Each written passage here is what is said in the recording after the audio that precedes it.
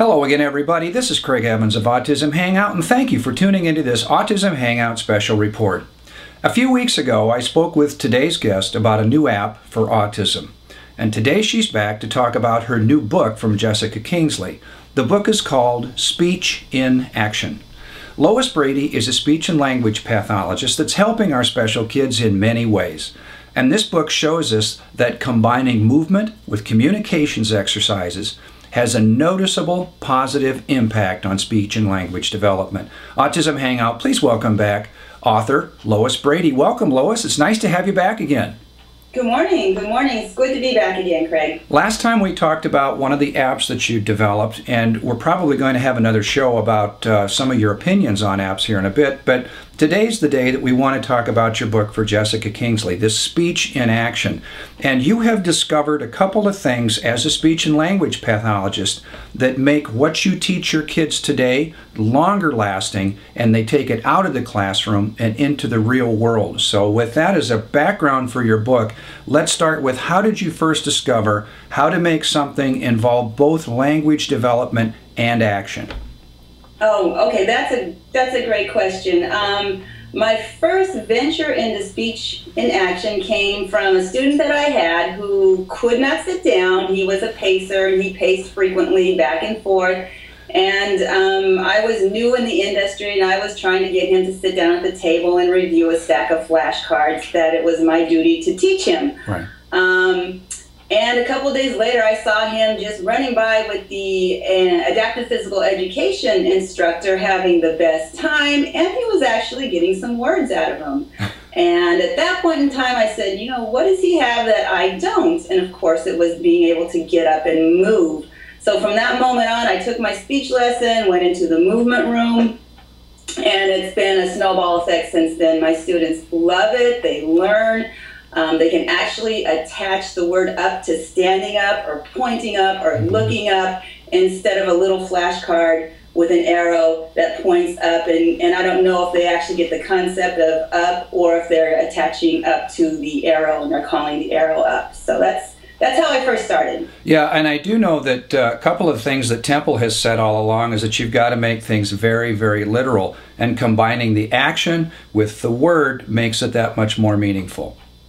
Yes, Temple does say teaching nouns is fine with flashcards. She says that's fine. An apple's an apple no matter what.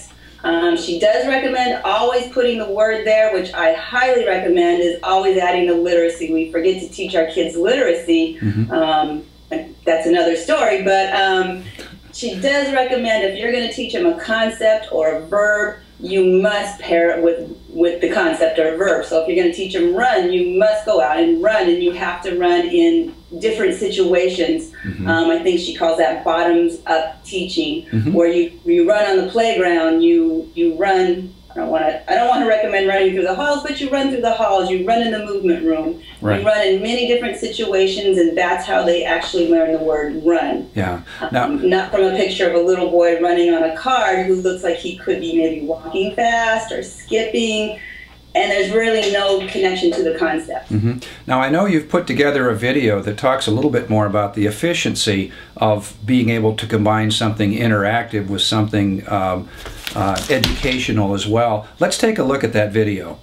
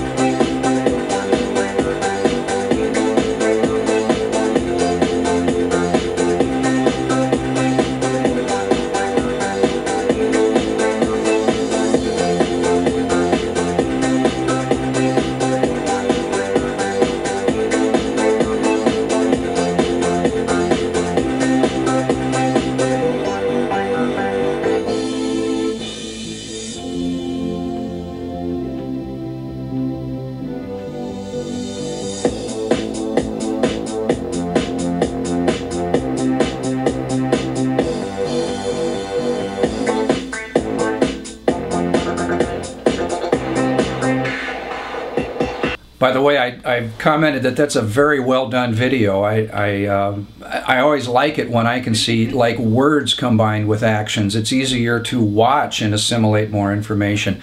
You gave a lot of statistics in there, and I think one of the most notable was that the interactivity increased retention to something like 90%. 95% of what you actively teach is learned, is retained, where maybe only 20 or 30% what they hear or they read is actually retained. So that's an actual piece of research, Wow. database, and there's a lot more data. Of course, I didn't want to put in the video because it would just be a very, very long video. But all of it is evidence-based and researched. Okay, that's fantastic. Now, this book contains not only testimonials as to how effective this is, but you've actually got, like, how many exercises in there that people can do at home with their kids? Yes, the book was written so that parents, as well as educators, as well as teachers, paraprofessionals, anybody can take these lessons and go anywhere and do them. And we did not add any special equipment, any special items. We try to use anything you would find either in your home or already in your school or already in your environment, or it could be adapted to use. So that there's no special equipment. You can pick it off the shelf and you can start using it immediately. One of the biggest critiques that I know both you and I have heard is that once something is taught in a classroom, if it's not reinforced, it's generally lost over time. And this has also been a critique of some of the people that are now coming out with apps. It's important to make sure that what's taught one time is continually reinforced, either through ongoing curriculum or ongoing exercises.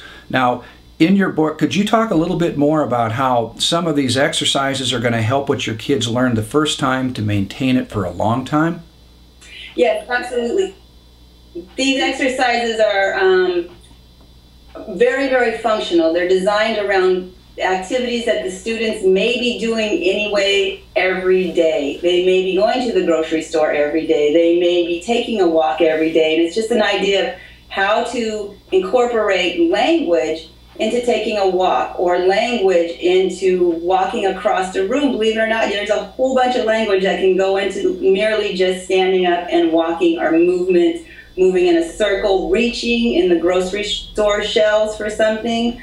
So the more we can make these activities functional or very close to what they may be doing in their natural environment, the better off we're going to be. Wow, that's fantastic. The book describes itself as creative ideas for getting mouth and body moving. That's fantastic.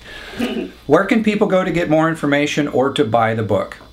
The book is on sale at Amazon.com. It's also at Borders and Barnes & Noble online. Very good. Jessica Kingsley, of course, is in England, but she does have a website, and you can get the book off the website. Right, Yes. and you can get more information about the book. Absolutely. That's fantastic. Lois, thanks for coming on today, and thanks again for what you do for our special kids.